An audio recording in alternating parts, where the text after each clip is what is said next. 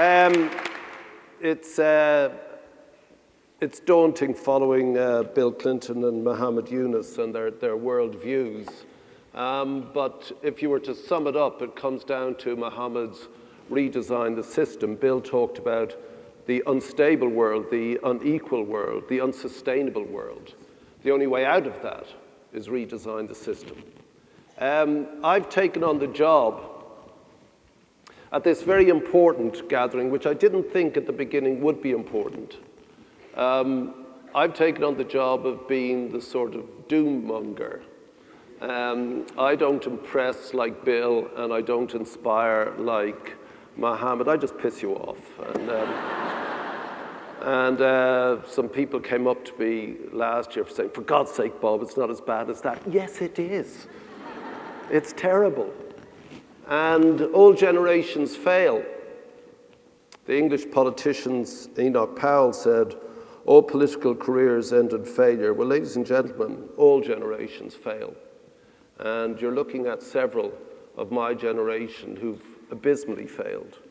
You start off and you rail against the world, as I did at your age, and you do your thing and you think you're doing it for the best, and you probably are, but it's not that it doesn't come to anything, it's that it's just not enough. Muhammad talked about being lucky to be alive in this new age. In some ways, yes. In other ways, I think you face far more daunting challenges than his generation or mine. He talked about the Soviet Union and the Cold War, that dismal period of history when we were mutually assured of destruction. And that's what kept the peace. We would destroy each other unless we remained in our barracks and stayed quiet. Well, we are going through what I believe is an historic period of transition in the world, a sort of global rebalancing. This period of transition from the world we know to one we can't yet map. And in that world is utter confusion. And we are deeply confused. Now, behind me are people who can take apart the system as it is and say, that's wrong, I think this is how you fix it. They speak from expertise and profound experience. They're probably right. It's well worth listening to. But this is at the micro level. What we're suffering from in a period of transition, and indeed in every historic period of transition, is a chronic lack of leadership. Now, when the world emerged from that tyrannical, suicidal, murderous 20th century, and particularly at the end of the Second World War, there was clearly one global leader. The rest of the world was bankrupt and in ruins, and that was the United States. That brought a period of extended peace and global institutions that we all more or less had to adhere to because the singular economy was this country. That's not so anymore. And the current argument in this country that you see played out now tonight on your television screens while you're staying here or in your newspapers is essentially being played out around the rest of the world. There can't be, thank God really, one senior and singular power in this age of transition. It isn't even two. It isn't even the balance between China and America, the great creditor nation and the great debtor nation. And this happened, as Muhammad said, in the blink of an eye. In 1980, America was by far the world's greatest creditor nation. By 1987, 7 years later, it was the world's largest debtor nation. And this was the point where you began to see things change. Bill Clinton had it on his desk famously as president. It's the economy, stupid. It's the central argument in this presidential election. But it goes to a more fundamental point in this country. The actual argument is, what is government? What's it for? What's it supposed to do? And it articulates itself in a very basic, primeval form of politics. And that does mirror the rest of the world. And the flux within all your individual countries mirrors exactly the debate here as well. So how does the world break down? If it's not the G1, the United States, if it's not the G2, China, America, the G7 is useless. It's a post-war institution of the victors, and it had its moment when those 7 countries were the dominant economies, and they could make the rules. The G8 is a gift, a sop to the Russians. The G20, for a moment, for one brief hour in its first meeting, it functioned. It no longer functions. And yet, we face global problems, as I pointed out last year, that can only be met by mutual agreement. It is clearly in our global interest that we deal with climate change, sustainability. The essential argument boils down to overpopulation in the developing world, overconsumption in the developed world. That is a zero-sum environmental game. It is unsustainable. The only possible way is cooperation, compromise, and consensus. That must be the political paradigm for the 21st century, because we know the last ruinous century was based on the political paradigm of competition. It won't work. And it's too late for practically everyone here behind me, which means it's your game. Now, Kate and David gave me, and I'm sure the rest of us, a list of what you'd achieved in the last year. And when I was pointing out to you the horrors that we face, I think I ended by saying, go to work. There's some incredibly brave people in this room tonight. Immediately I'm thinking of the 3 girls from Jeddah who had a march of their own, which we can't name because their entire families will come under scrutiny, etc. And it cannot just be about your singular activities. I don't think that's good enough anymore. I think more has to come out of this conference and this meeting. If we're talking about redesigning the system, Mohammed, then there has to be more of a collective effort thinking beyond just your local micro problem, essential as that is. Essential as education clearly is. Going forward into the newer economies that are being developed and the new technologies, it is only education that gets you there. Inequalities need to be eradicated. Will they be? No. We're human. You don't like my haircut, you're not giving me the job, which is why I've been unemployed for most of my life. I don't like where you're from. I don't like your accent. You're a girl, you're a boy. You've got too many kids, you've got not enough. We're a tragic lot. 2 kinds of power determine international politics: the power to force change and the power to resist it. In a leaderless world like now, what's the outlook? I think it's a regional one. I think we'll break down to spheres of influence again. This was the phrase used pre the First World War, and it's been used largely now. The Russians claim their sphere of influence is around the Stans and Ukraine. The Europeans, their sphere of influence is all of Europe. The Americans there, the Brazilians there, South Africans and Nigerians there. It'll probably come down to this, and the need to cooperate within that. But there's no real incentive in the leaderless world to cooperate. But if we don't, we have Bill's 3 problems, and we fail to do what Mohammed says we must do, which is redesign the system.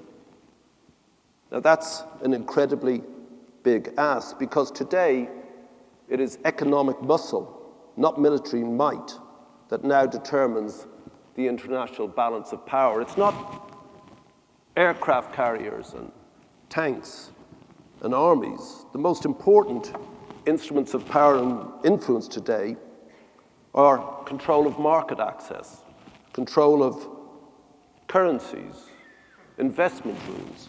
The Chinese are saying, why do we have to abide by the rules of the internet? Where were they made? Here. Why do we have to abide by the domain names? Why do we have to adhere to these specific set of intellectual property rights? And that's been mirrored elsewhere in the world. Cyberspace espionage is probably the most lethal form of warfare in our age now. It is economic interests that are targeted, the ability to take down markets. Grain, metals, minerals, oil are instruments of foreign policy. We should be wary. We should be alert. We should focus on this stuff. It is quite right that 3 young women march in Jeddah. It is quite right that you demand access for people with wheelchairs. It is quite right that you do the thousands of things you do. Over the next 2 days, you'll meet the people who helped construct the 21st century, the founder of Twitter and all that, and we've seen its power. But its power is entirely reliant on your ability to lead. We've failed. My generation has failed utterly. Muhammad said it, that you have the power to change, but was echoed millions of years, 300 years before that by Thomas Paine, the English radical who wrote The Rights of Man, which was the fuel for the American Revolution. That revolution isn't over. What's happened is that we've all sort of become American revolutionaries, except it's not American any longer.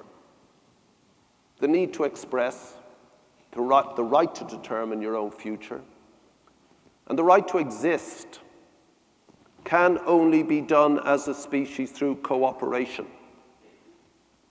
But at the moment, in a world of fragmented systems, the world is very fragile. That's the importance of this meeting. I'll sit down and talk with my guys about transparency. Jamie will talk about a chronic problem that affects our wealth and our poverty. Overeating, no food.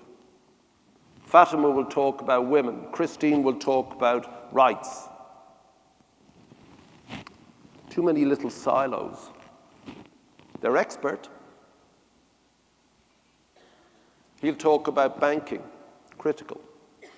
Another silo, though. Unless you guys can somehow work out a kind of hive system where each cell, each expertise is noted and related to the next. Unless you can find a way of taking the cumulative intellectual power and optimism of your age alongside the greatest feature of our time, lack of leadership, and give that to your people as a service, then things get done. I know you're extremely limited by the fact that you exist in Mauritania or the Comoros or the United Kingdom, by your individuality. What can one person do? Well, dude, you're here because you wanted to be here. You made the essential individual choice that you would gather enough people about you to inject you into this critically important symposium. You do have your own group that you can activate. And I'd like to see something personally over the next year that goes beyond the silo nature of what we talk about into the macro problem. You're not going to be able to solve it, but it is your responsibility. It's coming down the track at you. Some of you have kids already.